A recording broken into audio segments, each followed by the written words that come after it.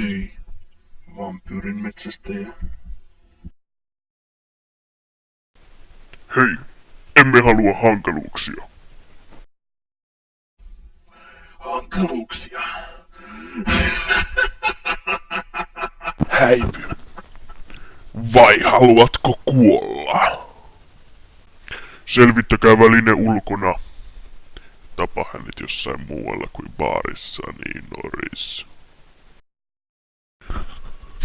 Jos noin kovasti haluat kuolla.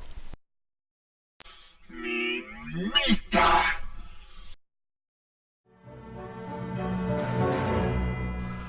Idiootti. Syöksyi suoraan miekkaani.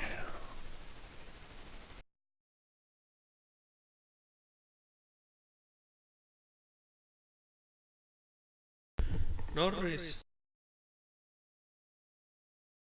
Norris, minulla on asiaa. Mitä nyt? Tämä on rankka juttu. Hopeatukka on kuollut. Mestari! Mestari! Mitä nyt? En käske sinun äiditä rautaani. Koska hopeatukka, kuten tiedät, Niin. oli. Hänen lapsensa ovat riehatuneet.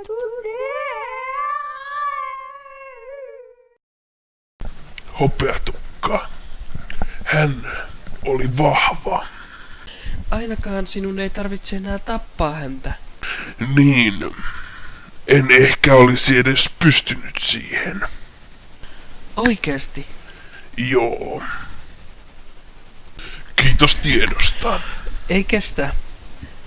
Kai tajuat, että koska he eivät ehkä tiedä, kuka hopeatukan tappoi. He saattavat luulla minun. Aivan. Tätä täytyy miettiä.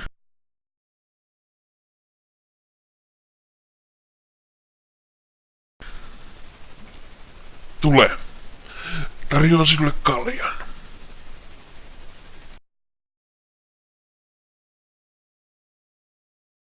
Tuo äskeinen vampyyri, jonka tapoit, voisiko hänkin olla ollut hopeatukan alaisia?